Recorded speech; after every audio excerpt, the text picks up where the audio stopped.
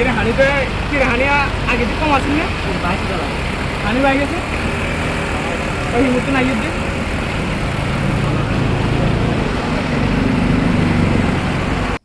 আসসালামু আলাইকুম প্রিয় দর্শকবৃন্দু, আপনারা সবাই কেমন আছেন? আশা করি আল্লাহর রহমতে আপনারা সবাই ভালো আছেন।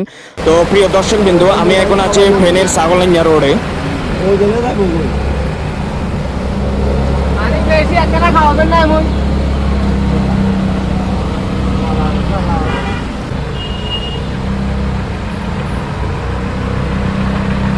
আজি অবান একটা লুকা দিছে কিছু দেওয়া হবে না।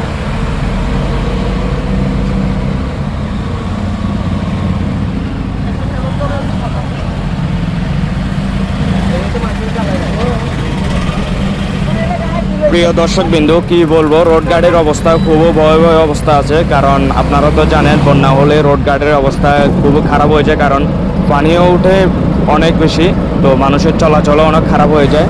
তো প্রিয় দর্শকবৃন্দু, এখন যে পল্লী বিদ্যুৎটা আপনারা দেখতে পাচ্ছেন, এটা হচ্ছে ফেনীর ছাগলনাইয়া পল্লী বিদ্যুৎ। তো এই পল্লী বিদ্যুতের অবস্থা মাঝে মধ্যে অনেক খারাপ হয়ে যায় যখন বন্যা আসে।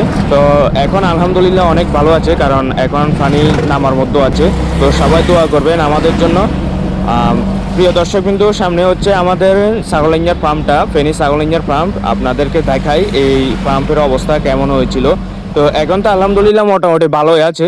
তারপর আপনাদেরকে যতটুকু পারি ততটুকু আমি দেখানোর চেষ্টা করতেছি। আর আমি ভিডিওগুলো শ্যুট করছি হচ্ছে আপনার আরও আগে।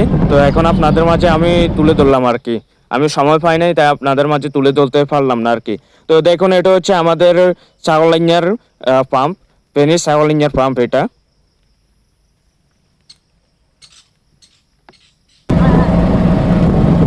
প্রিয় দর্শকবৃন্দু, দেখেন আপনার পানির অনেক ভয়াবহ অবস্থা ছিল।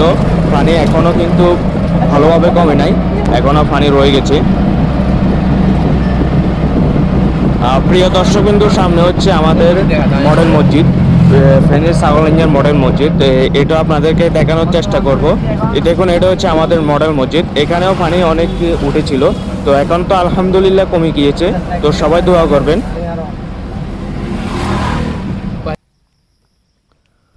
প্রিয় দর্শকবৃন্দু, দেখেন এখনো রোড গার্ডের পানি খুব ভয়াবহ অবস্থা আছে। তো আলহামদুলিল্লাহ পানি যেহেতু নামতে শুরু করছে, সেহেতু আর কোনো ভয় নেই, চিন্তা নেই। মহান রাব্বুল আলামিন আমাদের পাশে আছে।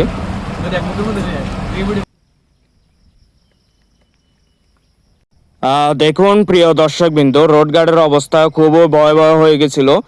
আর এখন তো বাংলাদেশে আপনার বন্যা হলেই আপনার রবি সিমগুলো নেট বন্ধ করে দেয়। রবি সিম না, শুধু রবি সিম না, অনেক সিমের নেট বন্ধ করে দেয়। তো তখন মানুষের যোগাযোগ করা আরও কষ্টকর হয়ে যায়।